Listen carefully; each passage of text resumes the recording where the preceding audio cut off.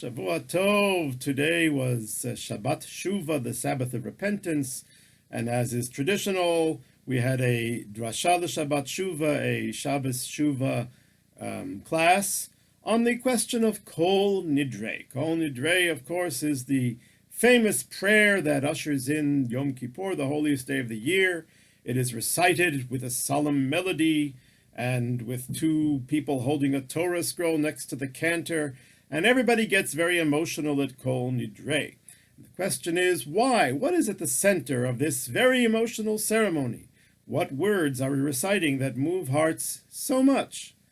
And the answer is nullification of the vows, a very technical paragraph, all oaths and vows and types of things that we swear upon or swear against that we won't do, and so forth and so on, should be nullified, allowed, permitted, and these oaths should be insignificant and removed. Excuse me. So that's the kishkis of the Kol Nidre service. Well, I can tell you this, it's more interesting than perhaps the phone book. Is this getting people so excited? What exactly is this Kol Nidre prayer? Is it a prayer? Is it indeed a halachic ceremony? What is the significance of it? And why is it so emotional and so powerful? Is it just the fact that it is the first part of Yom Kippur, so we're getting emotional about Yom Kippur, and Kol Nidre happens to have the fortune to be the first thing we do in the synagogue, or is there something intrinsic to it? We explored a number of ways of understanding what exactly this Kol Nidre situation is. The first thing, the most simple explanation, is that it is indeed the nullification of vows. Now, as the question, why is this so emotional? Well, for people who understand, the sin of violating an oath is a very significant sin. The rabbis say some very disturbing things can happen to someone who is careless with their oaths and violates them.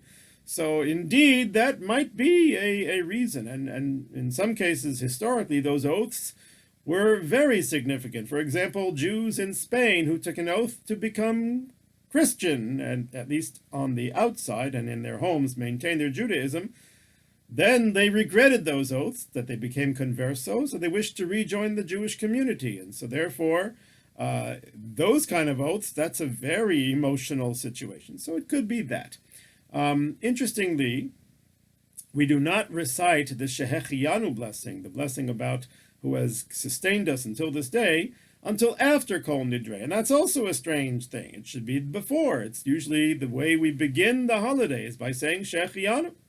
And so if Kol Nidre is the first action of Yom Kippur, we should say the Shechianu right before it, because then it's on Yom Kippur. And the answer is, a couple of answers. One is a technical one, and that is that Kol Nidre must be recited not on Yom Kippur, but before it. Why? Well, if it is indeed the nullification of vows, that is something that a rabbinical court, a Beit Din, performs. And that's why the cantor stands there with two people on either side holding a Sefer Torah to form a rabbinical court. And when the whole congregation says it silently along with the cantor, they themselves are also part of the rabbinical court. They are nullifying the cantor's vows, or maybe we're nullifying each other's vows. In either case, the entire entity is a action of a Beit Din. Well, a Beit Din is not allowed to function on the Sabbath and on the holidays. They are not allowed to sit in judgment or to fulfill their courtly duties on these holy days. And therefore, if we were to recite the Shehechianu, we have basically declared that it is now Yom Kippur. And if it's now Yom Kippur, well, we can't have Kol Nidre. We can't have a Tarat Nidarim. We can't allow the oaths. So therefore, we have to say it afterwards.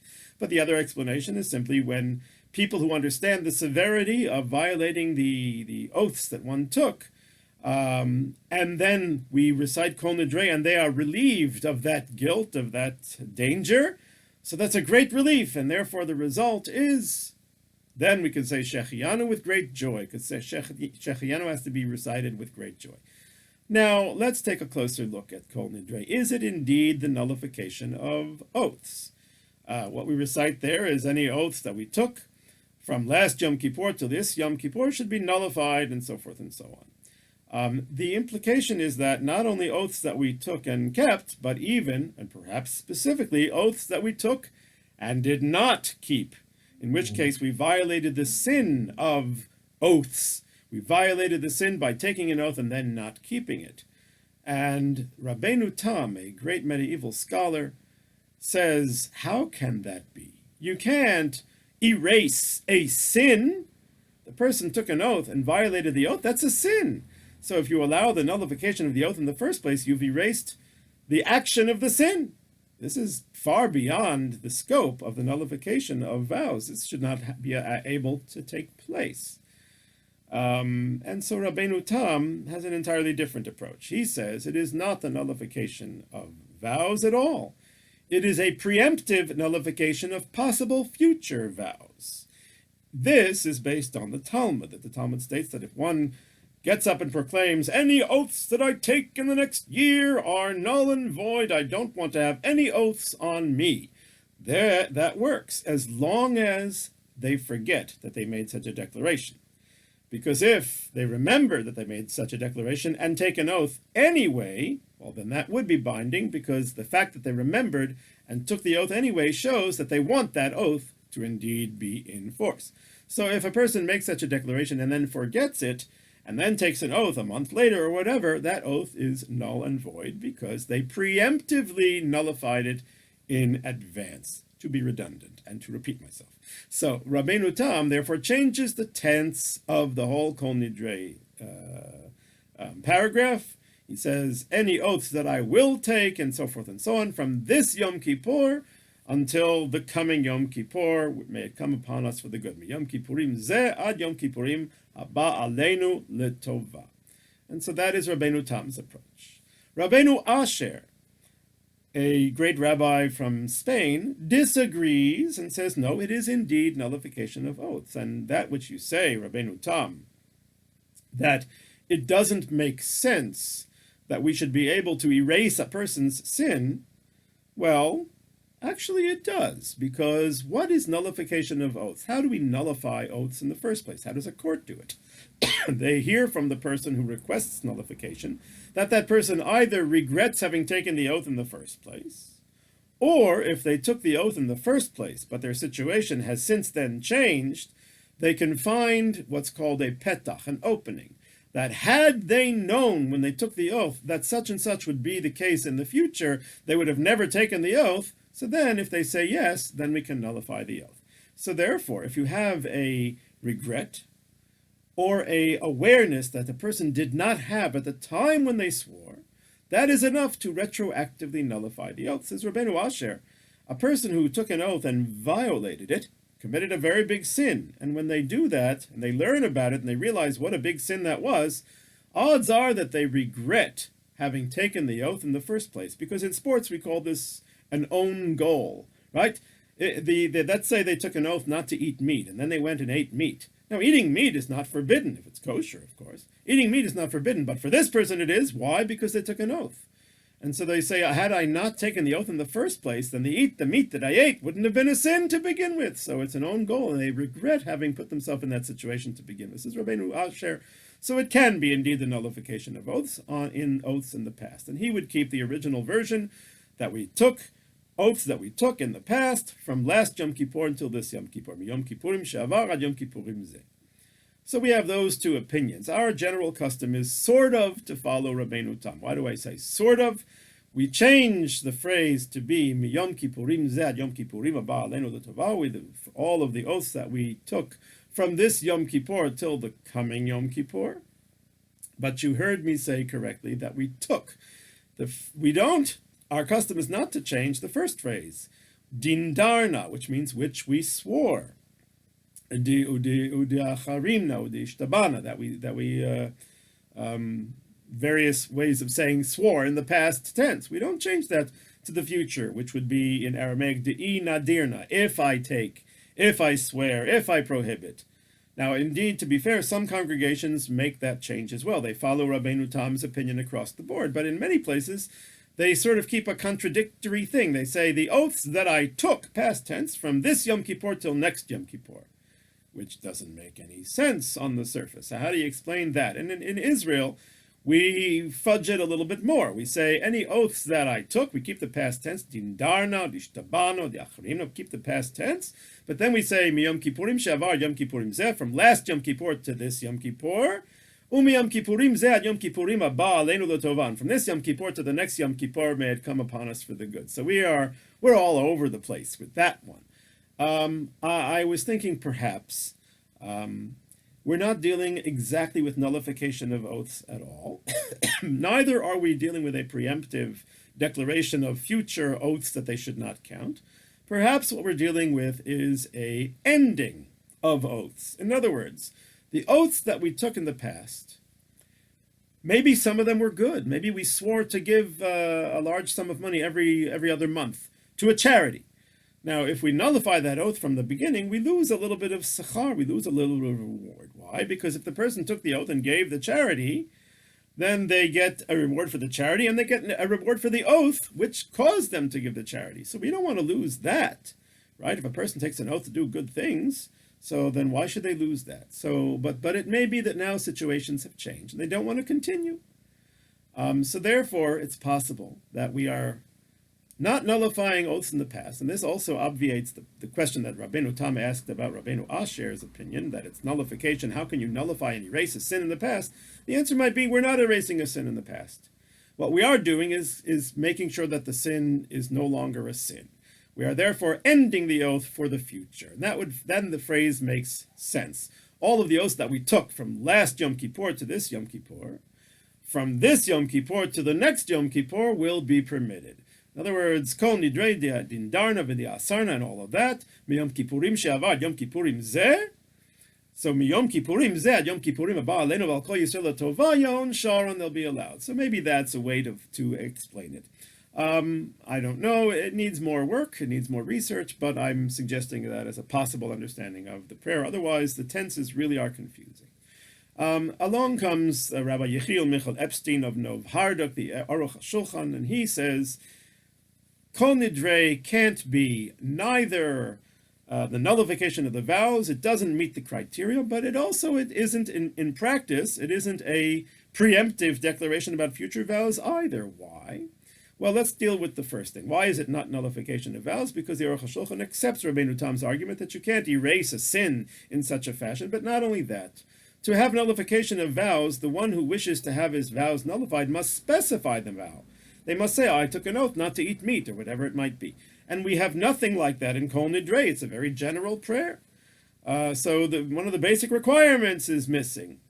So that doesn't work. And as far as a future one, well, we explained that the only time that a future nullification works, a preemptive nullification works, is if the person forgets that they made such a preemptive declaration.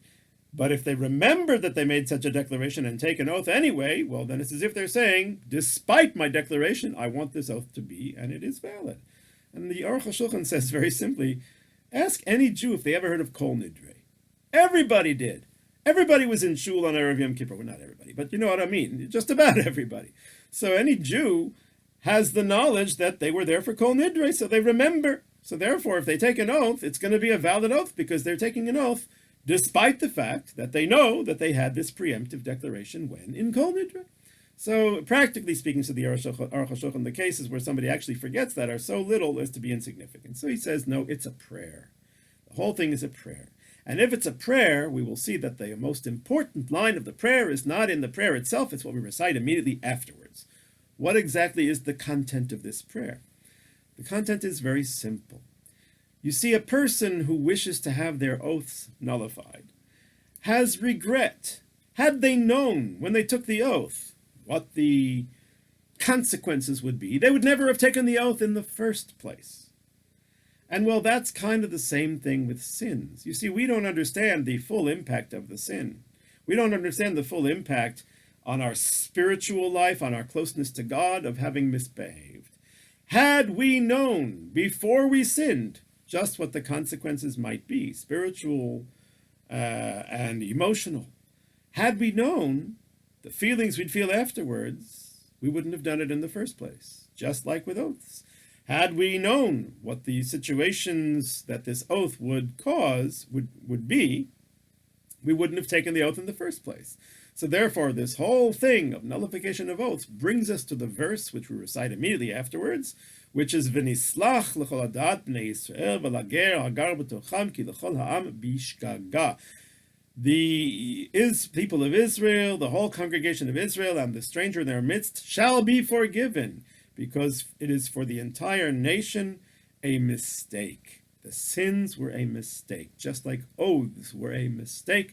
The sins were a mistake. We shall be forgiven, and therefore the consequence of that prayer is for us to recite with great joy right after that, Baruch Shechianu v'kiyimanu v'giyanu lazman hazeh. A novel approach, completely different, is suggested by Rabbi Meir Goldwicht, a teacher at Yeshiva University, and I'd like to take his approach and adapt it. And that is that we are indeed nullifying all of our oaths, but there's one of us who we are nullifying his oaths as well that is very significant. To what do I refer?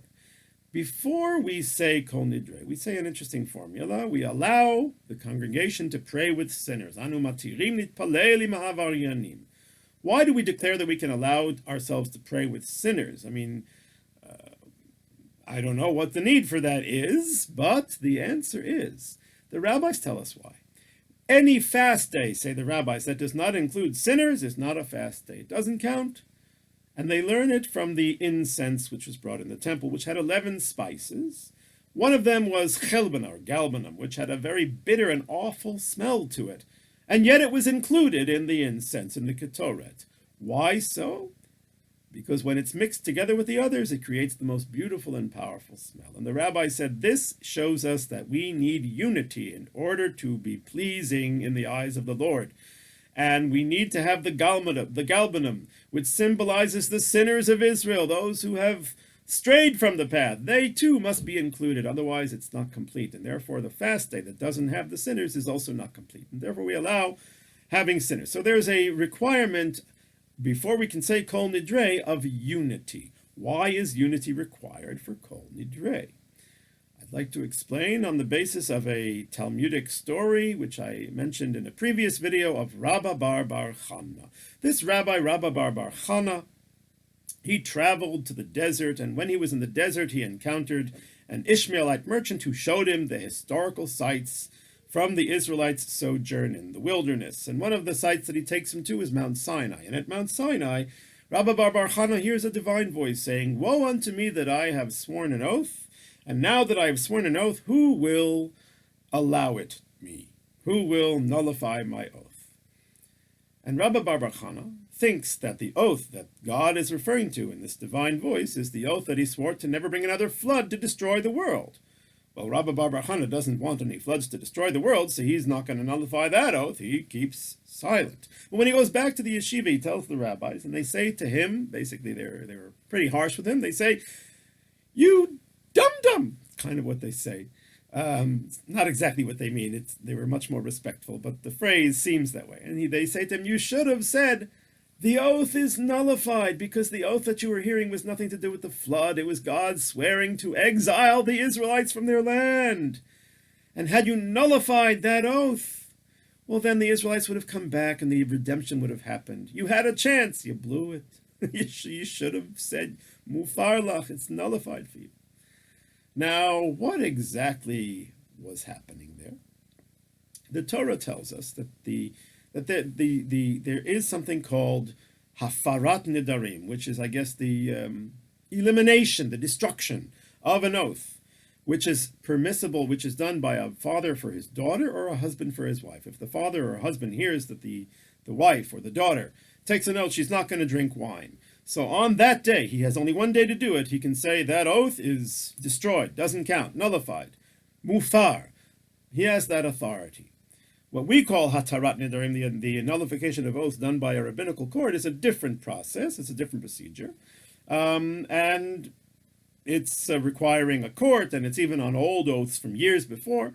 But the hafarat nidarim with the husband or the father, that has to be on that exact day.